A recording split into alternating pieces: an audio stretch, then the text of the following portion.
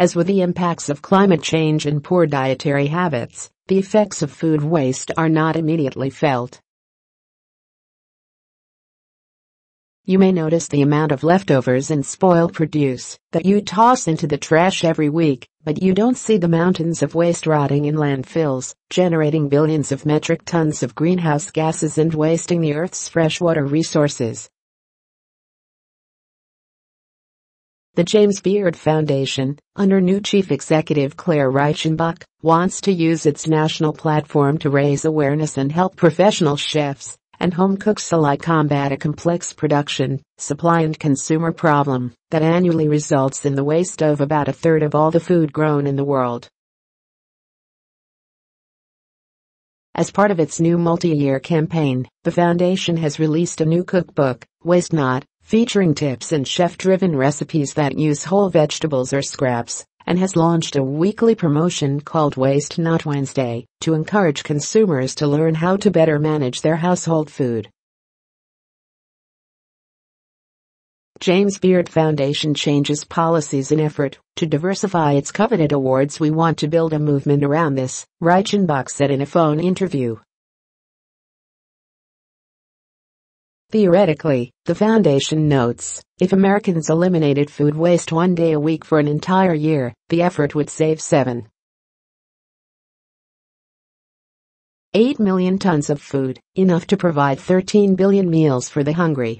But even if all Americans don't step up for the cause, particularly millennials, the generation least confident in its kitchen skills, chef, restaurateur, and activist Tom Colicchio says raising awareness will be enough. For now, I think people just need to understand how much they're wasting, Colicchio said in a phone interview. It's like putting the frog in the cold water and turning up the heat. You don't see the waste. You don't see the amount of food that goes into the garbage, but it amounts to about $1,500 to $1,800 per person per year. A guide to picking the right apple for the right recipe. Colicchio, who resigned from the Food Policy Action Group that he co-founded, knows there is waste all along the food chain, from farms to supermarkets to restaurants to households. Colicchio is also assisting a group to help reduce supermarket waste by turning it into fertilizer and animal feed. The individual person, they can each play a little part, and that will definitely reduce food waste, Colicchio says, but if you can get some big movers here, I think that will really put a dent in waste. The Beard Foundation has some simple tips on how to save your fruit before it turns. Can Goodman James Beard Foundation, how can home cooks, and even diners, help reduce waste? Colicchio, Reichenbach and the chefs who contributed to Waste Not all have tips. Make use of your freezer. If you're roasting a chicken, for example, Colicchio advises that you save the leftover bones in the freezer. When you have enough bones stored up, you can then make a chicken stock, which is good for soups, risottos, braises and more. Or if you're cooking a big pot of beans, more than you can possibly eat in one sitting, freeze the rest for later. People don't make good use of the freezer, Colicchio says. We've done such a good job of telling people that they have to use fresh goods, that they're not using the freezer. And if they do use it, it's a stopover before it goes into the garbage. Save those fruits before they turn.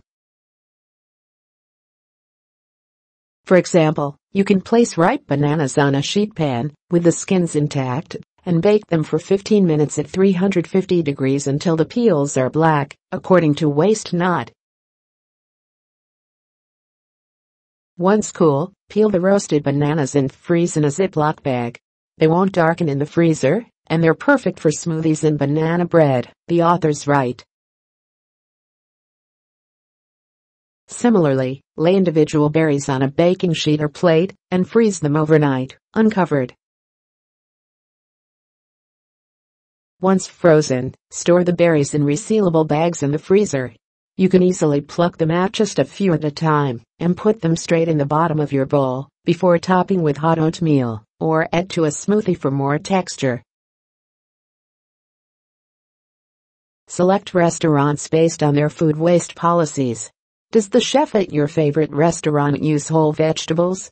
Does she make her own stocks from vegetable scraps or animal bones?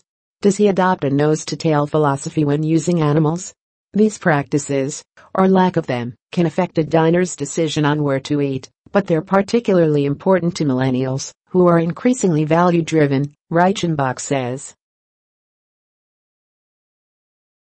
Get closer to the source of your food. Colicchio recalls how his grandparents, who lived through the Depression, would fry bacon in the morning and save the grease. They were part of a generation that valued food, in part because they were close to the people who grew or sold the products. They went to the butcher for meat. They visited produce stands for vegetables. But as the country became wealthier and created agricultural and manufacturing systems that could produce cheap and convenient products, Americans became increasingly disengaged from people all along the food chain. It's human potential that we're wasting because we don't know that person, so we don't value their work. That's something that I would encourage people to do. Go out there and know the person who is producing the food, Colicchio says. My wife jokes around that I have the soul of a Depression-era housewife because I tend to save stuff, he adds.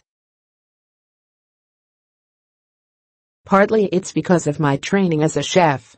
Read more. There is no restaurant that is ready for this as D. See restaurateurs grapple with political protests. Clare wants you to start thinking of it as a craft cocktail ingredient. Good luck with that.